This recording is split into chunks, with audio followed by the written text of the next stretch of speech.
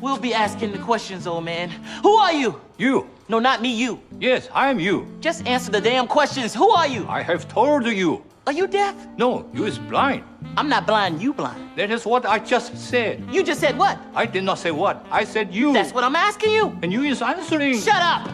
You! Yes? Not you, him! What's your name? Me. Yes, you! I am me. He's me. And I'm you. And I'm about to whoop your old ass, man, because I'm sick of playing games. You, me, everybody's ass around here. No.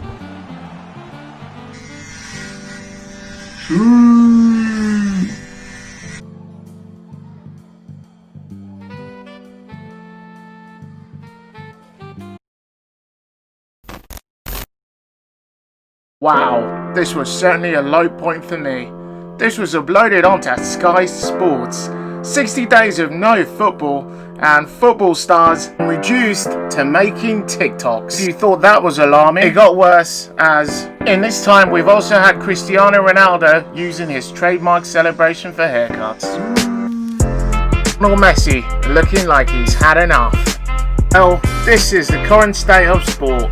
What seemed to be a relatively harmless virus a couple of months ago has taken the world hostage, has turned the world of sport upside down.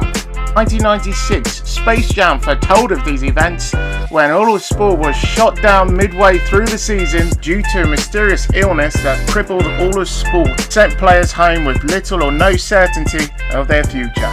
Coincidence or crazy accurate prediction? Coincidence. I mean, Michael Jordan has had the last dance, but I'm yet to see him lace up alongside the Looney Tunes, as well as see aliens and then battle for the future of the world. Yet 60 days ago, this work of fiction took one step closer to being a reality. No, I don't mean this part. Yeah, I mean more this part. 60 days ago, March 13th, 2020 to be precise, and the Premier League made that announcement, which surprised almost no one. All matches suspended officially up until April the 3rd. Well, we kinda know how that went, due to a respiratory disease which I can't say here on YouTube. So at this stage, it'll be a long way to find someone who doesn't know what I'm talking about. Amongst the Premier League's first few high-profile cases of Rona, we had Mikel Arteta and Callum Hudson-Odoi. Hudson-Odoi then went on to release this video. Hi guys, as you may be aware, I had the virus for the last couple of days, which I've recovered from. I'm following the health guidelines and self-isolating myself from everybody for the week. I hope to see everybody soon and hopefully be back on the pitch very soon. Take care. Well, nothing to worry about, guys. He said he was going to follow guidelines, and it's not like he's going to break it or anything. Oh boy. At least I understand why County might have some reservations about returning. Footballers continue to do this, then football fans, there's obviously no need to panic. What's the procedure, everyone? What's the procedure?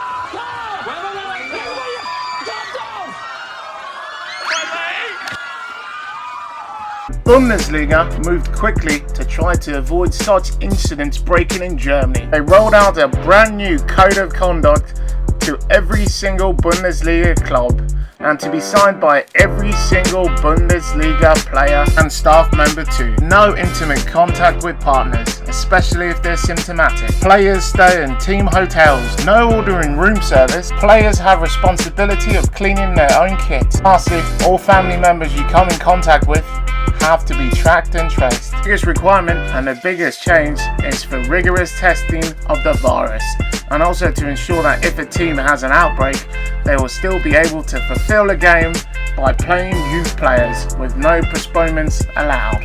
The day the Premier League decided to suspend all competition until further notice was quite memorable. Now, this came the same day UEFA announced that all Champions League and Europa League matches were supposed to be postponed until further notice. Fair to say, everyone had a sneaky suspicion there would be league postponements. In terms of leagues being suspended and postponed, as Ligue 1 quickly followed the Eredivisie in announcing that their league will be cancelled. However, they took separate decisions, as Ligue 1 decided to give Paris Saint-Germain the championship and work out their relegations as well as the Champions League spots based on a points per game model, whereas over in Holland they decided Ajax will get no title and the season will be completely voided. Just when it seemed like all the other top leagues in Europe will have to follow suit like France, then along came the Bundesliga, which announced their restart. Now, I don't know about you, but when I heard this, I was totally psyched, because for the first time in the last few weeks, we can start looking forward to football returning. And in order to see what's going to happen when the Premier League restarts, let's take a deep dive in what's happened in Germany so far. Bundesliga was supposed to return on the 8th of May, but after a bit of negotiation with Angela Merkel, the Chancellor, it got moved to the 16th, which was indeed when it did restart. So, you're probably thinking, it's just a week, not a big deal. But wait until you hear some of the suggestions that were made before the Bundesliga could return. Two most controversial decisions which were put forward and thankfully got rejected were for changes to the laws of football. Yes, it was actually said that players need to wear face masks to prevent transmission of that crisis. And the second one is probably the most controversial thing I think had all football fans scratching their heads, was to totally abolish corner kicks going forward and replace them with, wait for it, throw-ins. The reason being why it's impossible to socially distance whilst actually setting up for corners and a few other set pieces. Thankfully, the German Football Federation made good arguments and those were totally discounted. Now, let's have a look at some of the stats that have indeed happened ever since the Bundesliga returned back. The most significant measure brought in prior to the crisis is that of games being played behind closed doors. Now, this might not seem as if it makes that big a difference, but clearly from the stats in the Bundesliga, we've seen it makes a pretty significant difference to the outcome of games. So, the first thing it did was totally abolish the home advantage. So, more teams are winning away. Yes, home wins have actually dropped down from 43.3% to just 18.5%. Yes, there have only been 27 games played so far, but out of that, there have only been 5 home wins with 12 away successes. So, if you're a team in the relegation zone or chasing those Premier League, Champions League spots, and you've got quite a few home games left thinking that that was going to work in your favour, well, you might think again, because the lack of fans seems to be sapping away the home team, whereas the away team are just as determined as ever. Second stat is one which is more surprising. We're seeing fairer decisions from referees. Can't be too surprised really, when you consider some of the most electrifying stadiums across the globe. One thing they have in common is the fact that the crowd sing together in unison and totally suck decisions in the favour of the home team. Well, with playing behind closed doors, we've seen these decisions even out and referees make more current decisions. That's two things we can see from the Bundesliga restart, are the fact that more subs are being made. Yes, indeed. More teams are electing to go ahead and make those 3 substitutions just to make sure we have fresh legs. Not too surprising considering the fact there was a break midway through the season. The last and perhaps the most controversial reason why some players, including N'Golo Kante, has decided maybe it's not quite for him is the fact that injuries have gone up. Yes, we've had a higher rate of injuries over in the Bundesliga, as injuries per game has totally shot up from 0.25%, typically it's gone all the way now to 0.75%. So, it's almost a third of what it typically is. So, that's another thing Premier League's clubs can learn from.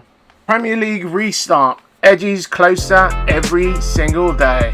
Already Germany has shown us a blueprint of what is absolutely capable, and it's exciting times ahead for football supporters as there's actually going to be games on to distract us. So, Premier League fans, fewer dribbles, fewer tackles, the same amount of running, more away wins, more substitutions, and more fairer refereeing decisions. Oh, and let's not forget, fist bumps instead of handshakes, as well as socially distant celebrations. Well, it's been good news and not all bad news, as the last round of virus testing done by the Premier League released yesterday just said that there were no new cases of that crisis, which we spoke about earlier.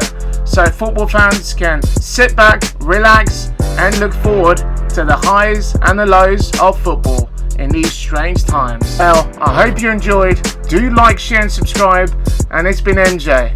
Until next time. Till the end.